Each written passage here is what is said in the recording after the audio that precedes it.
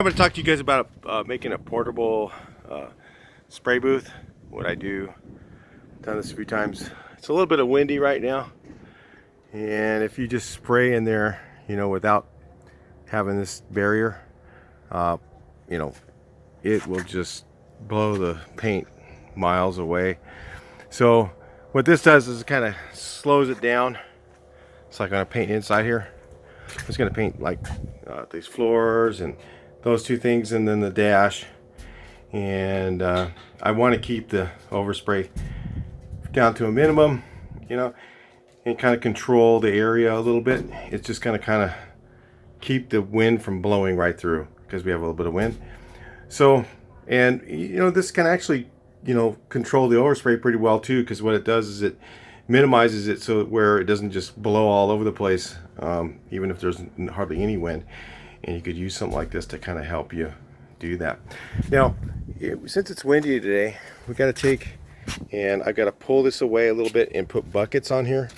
If you're in the dirt, you can take those little stakes that come with the Easy Up, and you can put those in the ground, and it'll hold the drops from blowing around. But you get these Harbor Freight drops at Harbor Freight Tools. These are their drop cloths. They're about 17 bucks a piece. You need like 3 of them to do like a half a car. Like if you were doing a smaller vehicle, like a regular vehicle car, you could probably make one of these here with 2 of these Easy Ups. So you just take 2 of them and hook them together. And since this one here, the roof, I couldn't paint the roof with this, But if I wanted to make it so that it was higher, I could put ladders and then tape the legs to the ladders to hold it up higher, and then they could actually use it to paint something like this outside.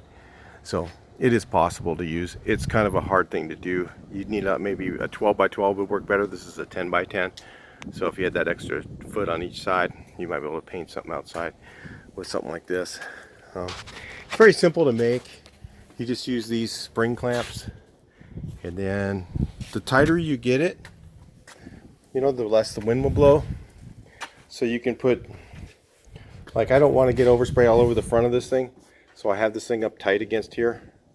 Again, I just want to paint the dash. I don't want to have too much overspray. A little bit is okay. I don't want to get too much on there, so that's why I got it like situated the way it is. And then you just put clamps all the way around and here. And because these are the heavy drop cloths, they don't blow around as much as, say, if you use plastic or something like that. The plastic will just blow all over the place and you'll end up with a mess. The plastic will just blow right into your paint.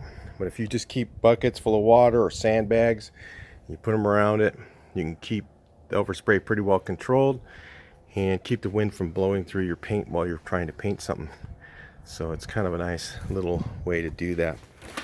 Or, there's just a lot of reasons you'll do this. I mean, I've done things where I've just covered the whole area, the whole thing. He's right now taking, rolling it up and putting more spring clamps in so that those areas of the drop cloths don't blow into the area you're trying to work. So it's kind of a neat little way to make a quick spray booth. You just use a Easy Up and spring clamps and drops, and then, like I said, stakes for the ground. If you have those metal stakes that come with these, if I have one in here, I can show you. There's little spikes you put into the ground. You put them in the ground if it's in the dirt, and if it's in, like in a rural area, you can use those. Like if you're in the dirt, something like that, you want to control the overspray. 12 by 12 works better for cars. 2 of them, 2 12 by 12s, but this is just a 10 by 10. I just use this for painting different types of things. Just a little idea that I throw out there. These are like 40 bucks for one of these at Walmart when you catch it at the right season. And the drops are about 17 bucks a piece. And the spring clamps are like $2 each. So small one works just fine. All right, I'll talk to you guys in the next video. Thought you might want to see that. Talk to the next one. Might help somebody in an immediate situation. Talk to the next one. Please like, share, and subscribe.